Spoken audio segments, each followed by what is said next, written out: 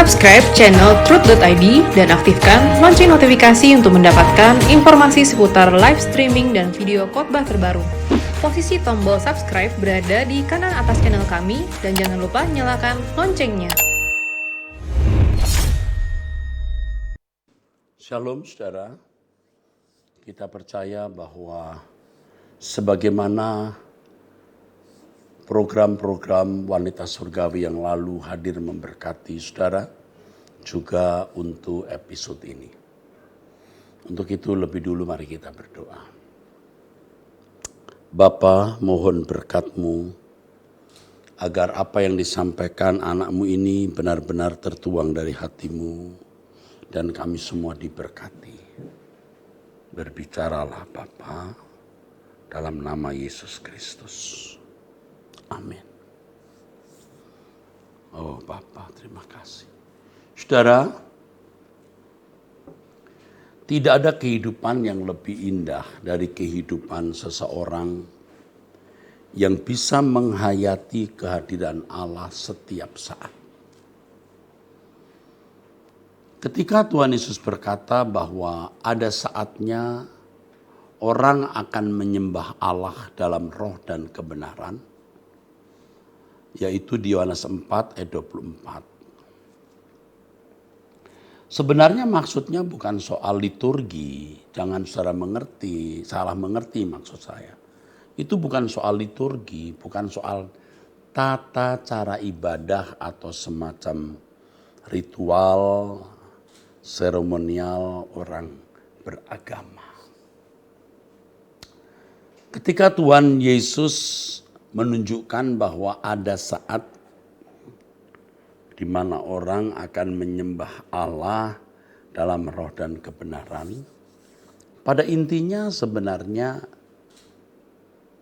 ada saat di mana manusia bisa bersekutu dengan Tuhan setiap saat, setiap waktu.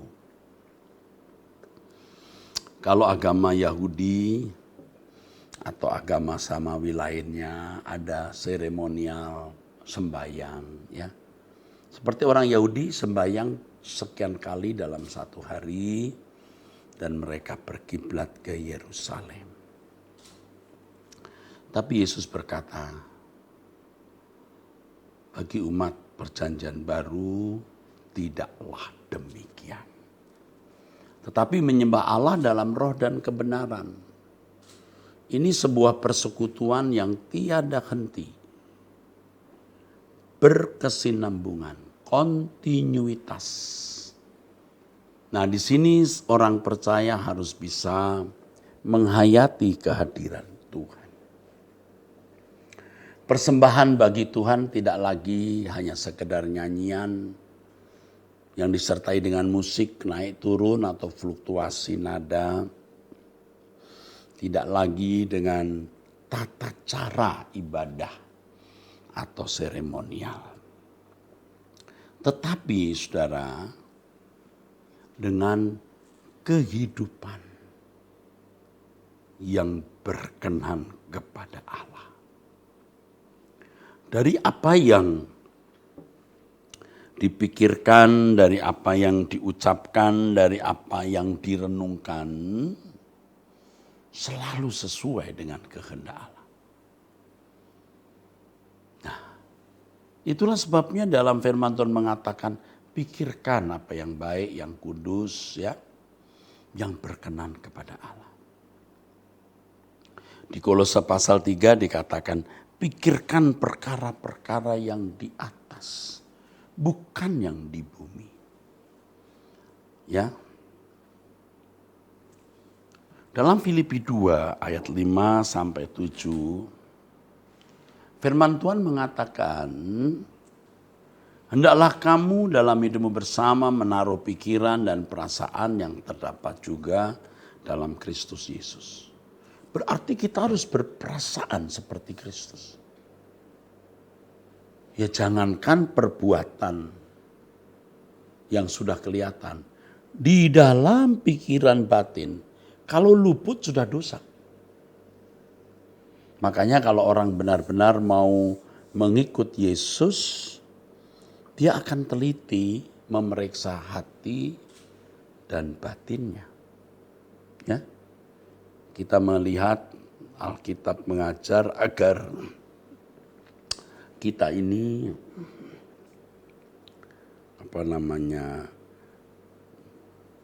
memeriksa diri. Memeriksa diri dan berdoa, selidiki aku Tuhan.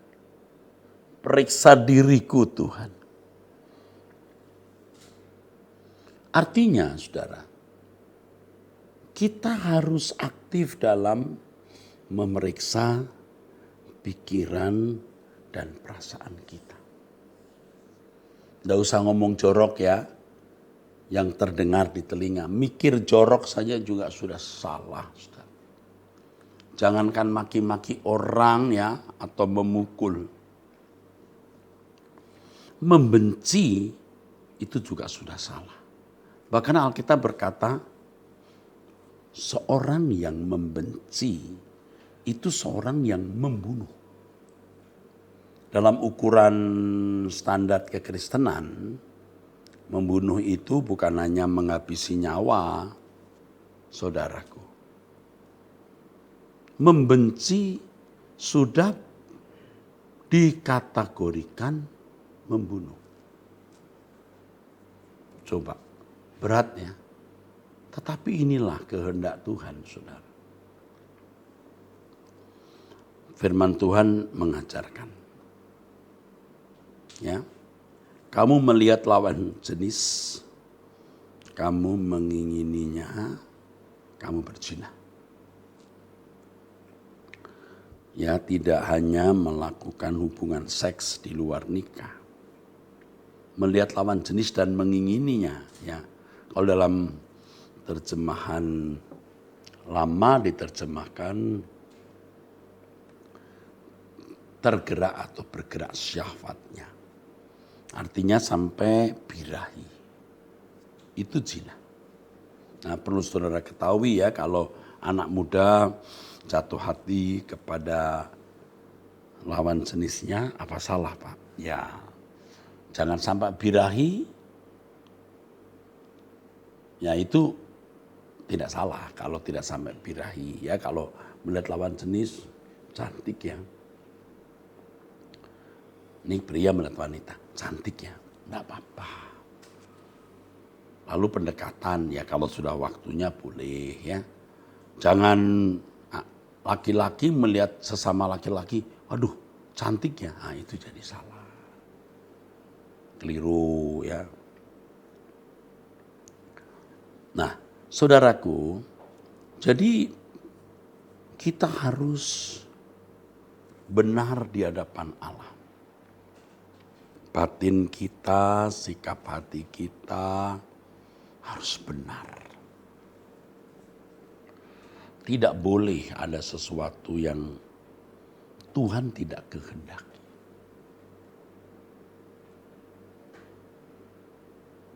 Sekecil, sehalus apapun dosa, tidak boleh ada. Nah selanjutnya kalau kita sudah bisa mengatur atau memanage batin, memanage pikiran, lalu memanage lidah. Ya, memanage perkataan. Maka kalau orang nggak bisa memanage batinnya, ya nggak bisa memanage lidahnya. Orang berkata misalnya begini, mulutku memang jahat tapi hati saya tidak. Ya nggak bisa, itu ngomong kosong saudara. Kalau mulutnya busuk, hatinya pasti busuk karena hati itu sumber, saudara. Jadi kalau sudah bisa memanage batin, hati, mulut pasti bisa dimanage. Lalu perilakunya pasti dimanage, bisa baik. Surat Yakobus mengatakan siapa yang bisa mengendalikan lidah, maka dia bisa sempurna. Orang yang bisa mengendalikan lidah itu orang yang sempurna. Jadi kita bisa melihat bahwa lidah itu sangat berperan. Tetapi lidah bisa dikendalikan kalau pikiran, perasaan dikendalikan. Ya. Kita melihat ada ibu-ibu yang semakin tua, semakin cerewet. Nggak tahu ya, senang komentar, menasihati orang. Oh, bukan nggak boleh menasihati orang. Tetapi menasihati orang didorong oleh kesukaannya ngomong. Nah ini dia. Ini masalahnya. Ibu-ibu kalau sudah kumpul rame, saudara. Rame. Ya. Rame. Kenapa bisa begitu? Karena ibu-ibu ini banyak yang entah gimana ya. Itu banyak ngomong. Pernah disurvei bahwa wanita itu bisa 3 kali lipat jumlah kata yang diucapkan daripada pria. Tapi ini nggak mutlak ya, ada pria yang ngomongnya 5 kali lipat dari wanita, bisa juga. Jadi juga ini bukan suatu yang mutlak. Tetapi pada umumnya demikian, saudaraku. Ya. Nah, ini kan wanita surgawi ya, banyak wanita yang mesti dengar ya. Coba kalau ibu-ibu ya punya kecenderungan bicara dan tidak bisa mengendalikan mulutmu. Itu gejala-gejala bahwa batiniahmu itu sebenarnya rusak. Kalau batinmu rusak, kelakuannya nggak mungkin nggak rusak. Sekarang diuji dari perkataan. Diuji dari perkataan. Kalau perkataan saudara itu baik, tidak menjadi duri tajam yang melukai orang. Ah, itu. Ini ciri dari orang Kristen yang bertumbuh. Ucapannya tidak melukai orang, saudaraku sekalian. Itu ciri orang yang bertumbuh dalam kedewasaan. Tetapi kalau seseorang tidak menjaga mulutnya, sembarangan dengan apa yang dia katakan. Kalau mau bicara, bicara saja. Ya. Ini gejala orang yang tidak benar batiniahnya. Nah, memang ada orang-orang yang berkata, Pak, saya ini paling tidak bisa loh mengendalikan lidah. Berarti kamu pasti tidak bisa mengendalikan pikiranmu, perasaanmu, dan anggota tubuhmu yang lain. Jadi kalau saudara mau menjadi orang Kristen yang benar, saudara harus menjaga mulut. Itu ibadah. Itu ibadah. Jadi apa gunanya orang nyanyi di gereja, ya? Apa gunanya seseorang ya aktif di pelayanan, tetapi hidupnya tidak memberkati orang? Itu berarti belum beribadah. Karena ibadah yang benar itu menyembah Allah dalam roh dan kebenaran. Saya bacakan satu ayat ini. Sebab kita semua bersalah dalam banyak hal.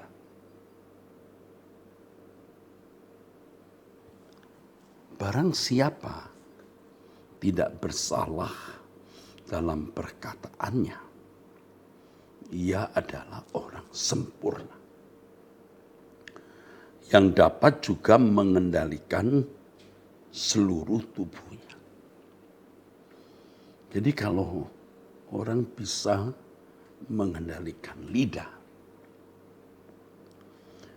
berarti dia orang sempurna yang dapat mengendalikan seluruh tubuhnya. Tuhan mengajar saya untuk hal ini. Saya bukan orang sempurna ya saudara. Saya punya basic karakter juga buruk ya saudara. Buruk ya, tidak mengada-ada, saudara. Buruk, buruk. Temperamennya dan lain-lain. Buruk. Tetapi Tuhan memproses saya dan tahun-tahun yang saya lewati, tahun-tahun proses Tuhan. Yang akhirnya sampai pada satu titik di mana saya bersumpah untuk hidup suci. Nah ini kelewatan ini. Jadi kayak sombong gitu. Kok berani-beraninya lo hidup suci? Berani-beraninya lo sumpah tidak bersalah. Apa nggak takut nanti kalau bikin salah? Takut juga sih sebenarnya. Tetapi saudara, tidak ada pilihan. Saya punya satu istilah, no option. No option. Saya hanya punya satu pilihan, Tuhan dan kerajaannya. Aku hanya punya satu pilihan, yaitu hidup dalam kehidupan yang tidak bercacat, tidak bercela. Paksa. Nah, dalam pergumulan itu Tuhan mengajar. Nah, kalau saya bahasakan dengan bahasa saya kira-kira begini. Eras, kamu mau hidup suci. Kamu mau hidup tidak bercacat, tidak bercela. Jaga mulutmu. Ini firman Tuhan ini, jaga mulutmu.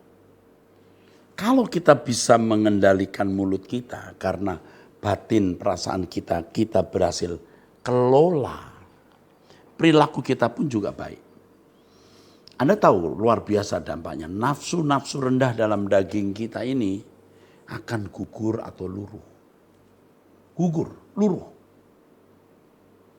Nah ini kita dihentar Tuhan kepada kesucian. Dan ketika kita hidup dalam kekudusan setiap hari, dalam penghayatan akan kehadiran Allah, itulah Kristen yang benar, saudara. Itu tujuan menjadi umat pilihan.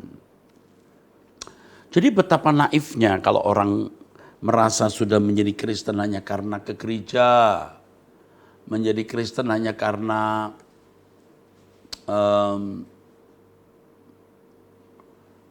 menjadi orang yang aktif dalam kegiatan, ya. Dan kegiatan itu memberi nilai pada dirinya, apakah sebagai aktivis, pelayan jemaat atau pendeta.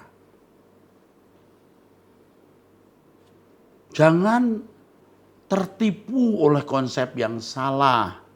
Ini sudah puluhan bahkan ratusan tahun loh. Banyak orang Kristen sesat sebenarnya. Merasa Kristen karena ke gereja. Lalu gereja dibuat semacam liturgi, seremonial yang agung, yang khidmat, ya. Pendeta diberi pakaian yang khusus, ya. Terus mimbar dihiasi begitu rupa. Saya tidak mengatakan pendeta kalau pakai pakaian khusus itu salah. Tapi itu tidak atau bukan nilai utama. Ya. Bukan juga sekedar, bukan hanya karena lagunya khidmat atau lagunya di gereja-gereja karismatik hingar-bingar. Bukan di situ. Ibadah kita adalah, saudaraku sekalian,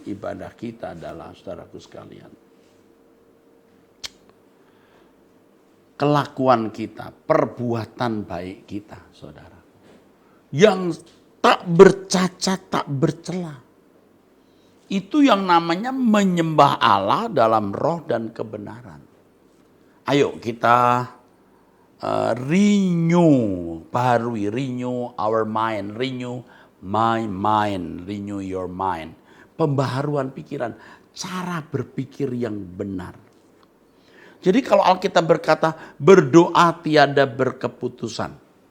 Itu bukan berarti kita masuk ruangan doa terus, berlutut, tiada henti, 3, 4, 5, 6, 7 jam. Oh bukan begitu. Tidak salah berdoa beberapa jam. Artinya setiap saat kita selalu ada di hadapan Tuhan. Jadi 24 hours in the presence of God. 24 hours, 24 jam. Maka tadi dalam awal khutbah ini saya katakan Tidak ada kehidupan yang lebih indah dari kehidupan seseorang yang menghayati kehadiran Allah. Selalu ada di hadirat Tuhan. Saudara jangan sampai tidak belajar ya. Jangan hanya mendengar setuju saja. Wah, saudara akan menyesal. Sebab ketika seseorang hidup di hadirat Tuhan, wah itu termotivasi untuk hidup tak bercacat, tak bercela. Membangun ibadah yang benar, menyembah Allah dalam roh dan kebenaran. Ketika kita menghayati kehadiran Allah, aspek lain saudara. Keindahan dunia menjadi pudar di mata kita. And all things that surround us, segala sesuatu yang ada di sekitar kita, become shadow in the light, become shadow in the glory of God, menjadi gugur di hadapan Tuhan. Nah, inilah yang Tuhan kehendaki. Makanya orang baru bisa menyembah Tuhan. Menyembah itu dalam bahasa aslinya proskuneo, artinya memberi nilai tinggi Tuhan. Kapan? Setiap saat loh. Cara kita memandang hidup, cara kita memandang dunia, cara kita memandang segala sesuatu, itu sikap menyembah. Jadi sikap menyembah bukan hanya 5-10 menit waktu nyanyi. Bukan seperti satu titik, not just like a dot, but linear. Linear line, garis yang terus berkesinambungan. Saya rindu sekali loh memiliki hidup seperti itu saudara, dan saya belajar. Makanya saya mengajak saudara-saudara untuk memiliki hidup model ini. Hidup versi ini. Mantap. Hayati Tuhan dimanapun Anda berada. Jaga perasaan, pikiran, jangan nyeleneh, jangan kotor, jangan ngawur. Jaga mulut, jangan nyeleneh, jangan ngawur, jaga perilaku. Itu saudaraku sekalian. Baru saudara bisa mengerti apa artinya bersekutu dengan Tuhan. Saya khotbah ini bukan sebagai orang yang sudah lulus ya. Ya ibarat kuliah saya ini belum diwisuda saudara, karena belum selesai SKS-nya. Masih ada beberapa SKS yang harus saya selesaikan, dan saya harap sebelum saya menutup mata saya bisa menyelesaikan SKS itu saudara. Ya. SKS-nya itu ketulusan, rendah hati, tidak sombong, ya tidak ada kesombongan yang terselubung, tidak ada ya ketidaktulusan. Semua harus bersih. Dan itu kita belajar dari waktu ke waktu. Maka kan ada satu lagu yang saya tulis ya, kalimatnya begini. Bawalah aku Bapa, ada di hadiratmu, berjalan bersama denganmu Bapa, setiap waktu, dimanapun ku berada, ku tetap tinggal di hadiratmu. Agak menyesal juga saudara, saya bisa memahami kebenaran ini setelah usia saya menjelang 60 tahun ya. Lalu lewat 60 tahun ini lebih menghayati. Saya rasa saya nyaris terlambat saudara. Tapi puji Tuhan saya tidak terlambat sekali. Masih ada kesempatan. Maka ada satu lagu saya yang kalimatnya begini. Beriku kesempatan di sisa waktuku, kau ubahkan. Gitu, saudara. Saya mengajak Bapak Ibu, khususnya ibu-ibu ya, ayo kita bertobat. Hidup kita singkat dan belum tentu kita senang. Kalau membuat survei ya misalnya, berapa persen sih wanita yang merasa sukses dalam rumah tangga dan merasa beruntung punya suami yang sekarang dia hidup bersama? Saya khawatir tidak sampai 20%. Ya. Jadi saya berharap ibu-ibu mau berubah. Ya. Ibu-ibu mau berubah. Saya hadir di acara Wanita Surgawi ini tujuannya agar ibu-ibu berubah. Dan suatu hari kalau ibu-ibu bertemu dengan saya di langit baru, bumi baru, ibu-ibu bisa berkata kepada saya, terima kasih Pak Eras untuk program Wanita Surgawi.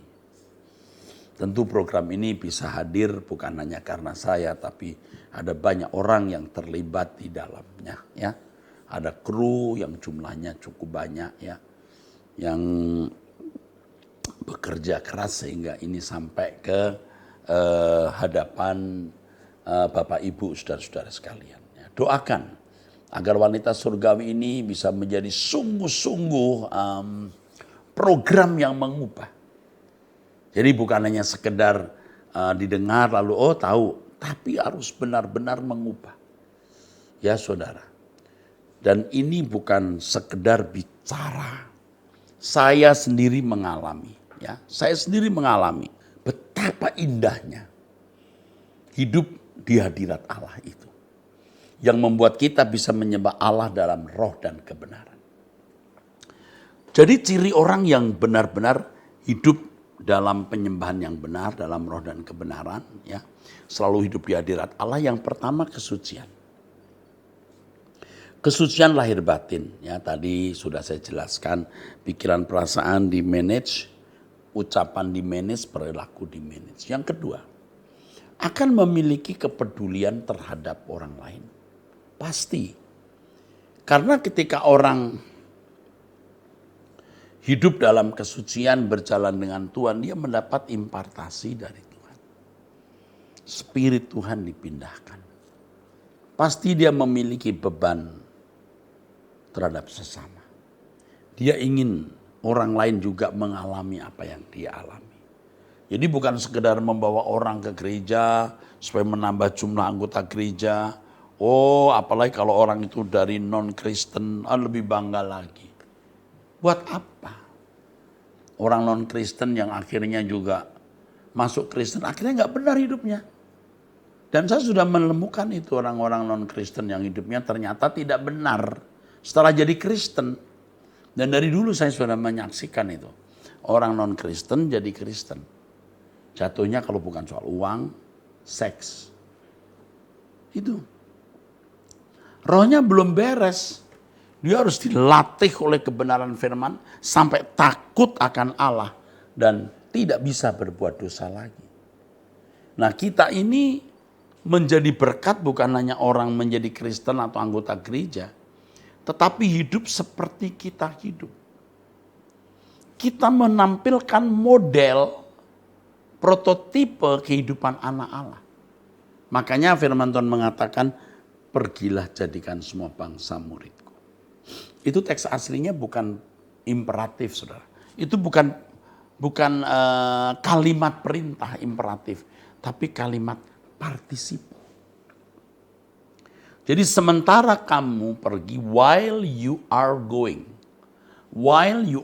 sementara kamu pergi, jadikan semua bangsa muridku. Jadi sebenarnya dimanapun kita berada, secara automatically, secara otomatis kita menggarami. Kehidupan kita memancarkan model dari ibadah yang benar, menyembah Allah dalam roh dan kebenaran. Jangan saudara salah ya, jangan saudara berpikir bahwa setelah kita menyembah Allah dalam roh dan kebenaran, kita tidak perlu ke gereja lagi, Pak. Lah ya salah, saudara. Ke gereja itu mutlak, saudara. Mesti ke gereja. Sebab di gereja itulah kita bertemu dengan saudara seiman, kita bisa sharing atau berbagi. Paling tidak saudara punya persekutuan-persekutuan kecil untuk bisa mempraktekkan kasih. Nah kalau gereja besar, ya kadang-kadang ya tidak saling kenal ya saudara. Tidak ada persekutuan yang benar. Itu bukan persekutuan tapi gerombolan saudara. Makanya ada kelompok-kelompok kecil yang orang bisa membangun persekutuan dan membagi hidup. Dan betapa senangnya Tuhan ya, kalau melihat anak-anak Allah menyelenggarakan hidup sesuai dengan pikiran dan perasaannya. Di situ dilahirkan Kristus. Saya tidak katakan orang menjadi Kristus, tetapi Kristus yang hidup di dalam diri mereka. Dengan demikian saudaraku, sebenarnya hanya orang yang mengenakan kehidupan Kristus yang disebut sebagai penyembah yang benar. Ya. Kata menyembah itu dalam bahasa Ibraninya sakah. Artinya menundukkan diri atau tunduk. Kalau di Israel menundukkan diri itu bisa meletakkan kepala di antara dua kakinya yang ditekuk, ya, berlutut, ya, tunduk sakah. Yang kedua bisa menundukkan kepala. Tapi juga ada yang menundukkan badan 45 derajat. Nah, biasanya untuk Tuhan itu hidungnya mencium tanah di antara dua lututnya. Sakah, tunduk. Makanya orang yang menyembah Allah dalam roh dan kebenaran, pasti hidupnya sepanjang waktu dalam ketertundukan dengan Allah. Pasti. Dan itu ibadah yang sesungguhnya. Sakah. Nah, unik lagi kata menyembah dalam bahasa Yunani, proskuneo, yang artinya memberi nilai tinggi Tuhan. Nah, proskuneo juga bisa berarti mencium tangan. Mencium tangan. Biasanya mencium tangan itu anak. Ya. Dengan cinta kasih. Tidak mungkin ibadah yang benar dilakukan tanpa kasih dan cinta. Harus dengan cinta dan kasih. Jadi yang namanya menyembah Tuhan itu, saudaraku sekalian, itu hidup di dalam kesucian dengan hati mencintai Tuhan. Jadi kesucian hidup itu bukan sekedar sebagai bukan sebagai kewajiban. Tetapi kesucian sebagai kebutuhan, saudara. Kebutuhan. Nah, ini orang-orang yang menjadi kesukaan Tuhan. Saudara, Tuhan ingin hidup kita menjadi seperti simfoni yang indah. Jadi bukan simfoni dalam arti musik, tetapi dari perilaku kita itu, saudara. Kita menjadi dancer dari apa yang kita lakukan setiap hari seperti sebuah tarian di hadapan Allah. Ketika orang menampar pipi kanan kita, kita beri pipi kiri kita. Dancer. Tuhan senang melihat itu. Ketika orang maki-maki kita tidak membalas dengan maki-maki, tapi kata-kata yang indah. Wow. Itu menjadi nyanyian yang merdu. Simfoni yang indah. Sampai membuat hati Tuhan nyet gitu loh, saudara. Nyet, ini dia. Makanya ada satu lagu yang saya tulis. Ya, kiranya di matamu aku berkenan. Haleluya. Ya. Kiranya engkau temukan di matamu aku berkenan di antara manusia. Ayo kita berambisi. Jangan arahkan ambisimu kepada hal lain. Tapi berambisi bagaimana menjadi orang yang mempesona hati Tuhan. Memikat hati Tuhan. Dan Tuhan bisa berkata, yang satu ini beda. Ingat saudara, Nuh disebut anak penghiburan. Di tengah-tengah dunia yang jahat pada zaman purba. Nuh menjadi penghiburan di hati Allah. Makanya dia disebut anak penghiburan. Ternyata masih ada orang yang takut akan Allah dan menjauhi kejahatan. Jadi kalau Tuhan Yesus berkata di Lukas pasal 18 ayat 8. Jika anak manusia datang, apakah dia menjumpai iman di bumi? Kita menjawab, masih Tuhan, masih aku. Orang-orang yang menyembah Allah dalam roh dan kebenaran.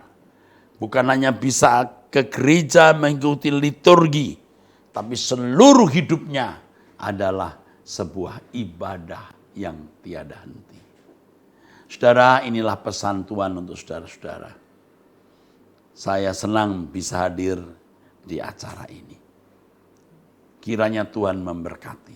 Jangan lupa mensubscribe Truth ID, menekan gambar lonceng supaya Anda mendapat notifikasi kalau ada Abam, Wanita Surgawi, episode yang baru. Ya.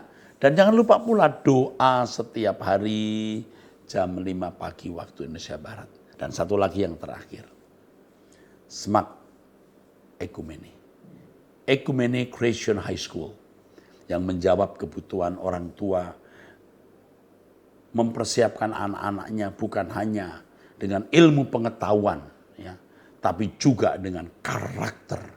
Dan bukan hanya baik secara umum, sesuai dengan visi suara kebenaran, menjadikan manusia segambar serupa dengan Allah. Dikembalikan ke rancangan Allah semula, menjadi manusia Allah, man of God. Memang berat, tetapi ini tanggung jawab kami dan kami mengajak ibu-ibu, bapak-bapak ikut terlibat di dalamnya. Kirimkan anak-anak ibu-ibu yang mau masuk sekolah menengah umum, SMAK Ekumene atau Ekumene Christian High School jawabannya. Mari kita berdoa. Kiranya Tuhan memberkati semua yang mendengarkan suara kebenaran dalam Wanita Surgawi ini. Dalam nama Yesus Kristus. Amin. Sampai jumpa saudaraku sekalian di Wanita Surgawi episode yang akan datang. Tuhan memberkati saudara.